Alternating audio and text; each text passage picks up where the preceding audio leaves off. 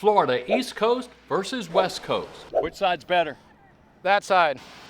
People ask me that all the time. And if you're thinking about moving here but you're not really sure which coast is for you, I'm going to share the pros and cons and talk about the differences. The beaches, things to do, home prices, the overall vibe, and even a little myth busting. Let's start here. Hi, I'm Ken. I'm a real estate agent in Florida, and I'm here on the beach with Jenny.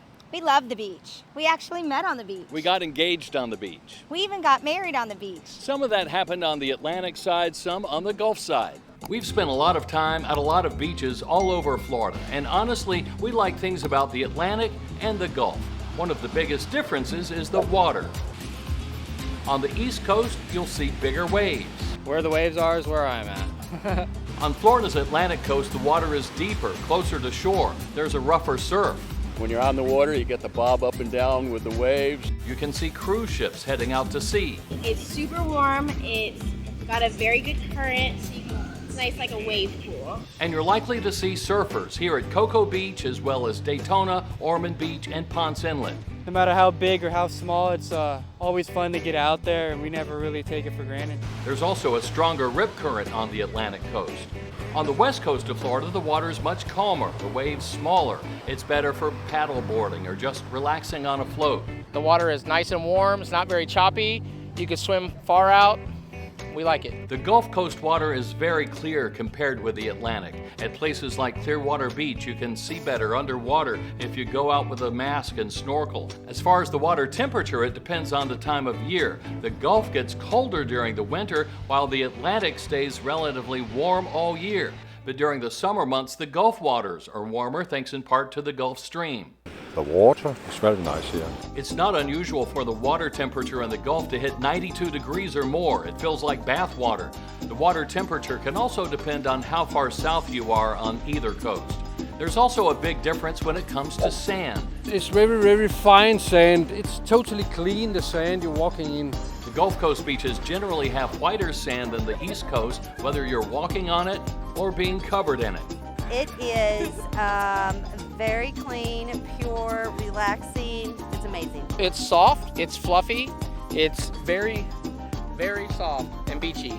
So everything you've heard about the sand is basically true, but there are some exceptions.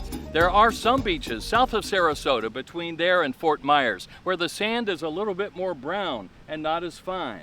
On the East Coast, the sand is not as white and not as powdery. It's generally more of a golden brown, or here in Cocoa Beach, it's the color of cocoa, but it's still awesome. It's still very fine compared to a lot of beaches that I've been to. It doesn't get hot when you walk on it, so you don't have to worry about burning your feet. Still great to lay out in. You can actually drive on the sand in Daytona Beach and park your car there. That's something unique on the Atlantic side. Let's take a look at another big difference between the East and West Coast. Here on the Atlantic side, there's one beach after another, all the way from up north in the Jacksonville area, down through Central Florida, and all the way south to Miami Beach. So you can drive all the way up the coast, take a right, and you'll run into a beach. On the west coast, you'll find continuous beaches from down here in the Naples area, up the southwest coast to just north of the Tampa Bay area. Then the coastal area is different. You won't find beach after beach. You can take a boat out, you can go fishing, but not so many sandy beaches. I have been to a couple. There's a little beach over here in Hudson and one up here in Cedar Key, but really you have to go all the way up to the Florida Panhandle to find more continuous beaches. The West Coast is known for being more laid back. This is definitely more a vacation vibe, like chill at the beach, nice weather, nice water. In general, there's more of a Margaritaville atmosphere. Even out here on the beach, you'll see people sometime maybe having a little gathering or a partying or something like that. A lot of people associate the East Coast with a more metro vibe. They're probably thinking about Miami, really southeast Florida. There's definitely more of a big city feel and an international culture. South Beach in Miami is known for its nightlife and party atmosphere. I like to party.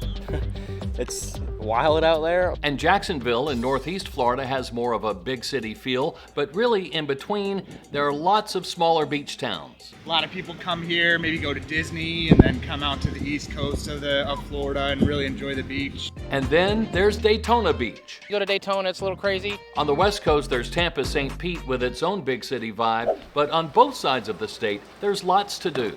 We go line dancing. There's a line dancing place right about 30 minutes up the road.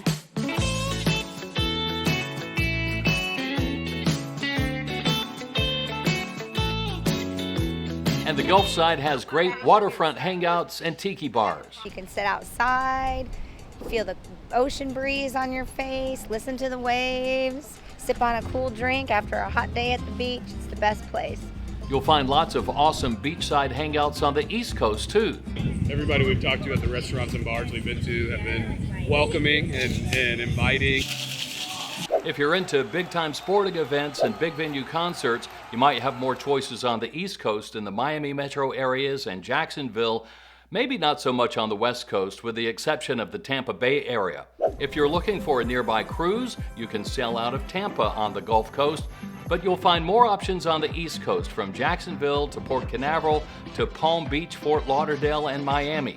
With more big cities on the East Coast, there might be more job opportunities overall, depending on what you're looking for, and you might notice more young adults on the East Coast compared with the Gulf Coast. Historically, Florida has had more people from the Northeast United States relocating to the East Coast, and more people from the Midwest and West moving to the West Coast of Florida. If you're wondering which side is more expensive as far as housing prices, it really depends on exactly where you're looking. A lot of people will tell you the East Coast is more costly. On the Atlantic side, Southeast Florida does have some of the most expensive home prices overall, but Jacksonville has some of the most affordable. On the West Coast, some areas can be very pricey and some can be relatively inexpensive, so you really have to check specific areas. Also, almost everybody who's looking at moving to Florida wants to know about hurricanes. So which coast is more likely to take a direct hit? East side. The Atlantic. I don't know, it seems lately the west side. While the southeast coast is very susceptible to hurricanes, the water in the Gulf of Mexico is not as deep as the Atlantic. That means warmer temperatures and a greater possibility of hurricanes and tropical storms. Historically, more hurricanes have made landfall on the Gulf Coast. Sunrise or sunset, which do you like better? If you're a sunrise person, then it's the East Coast. The sky is always glowing orange. You'll see people out here just running on the beach, working out. Yes, we actually found some people who've been up early enough to see the sun sliding up over the horizon. The sun starts coming up. It gets orange and red. Usually when it's calm in the morning, you can see dolphins jumping in the sunrise, and that's so pretty. That's probably my favorite thing to do. If you like sunsets, then it's the West Coast, and they are amazing. Sunset every day of the week. Something about that, like the mix with the blue and the orange, and sometimes when the sun's looking real big and orange, man, I love that. If you can make it down to Treasure Island, or even St. Pete Beach, Paso Grill, it's got the world's best sunsets by far. Absolutely. So which coast is better, east or west? It really depends on what you're looking for, right? Right. Just some of the reasons people choose to move to the East Coast or the West Coast of Florida. Not really pros and cons, because everybody's looking for something different. Let me know what you think down in the comments section. And be sure to subscribe for more information about moving to Florida and buying and selling real estate. And you might want to watch this video next.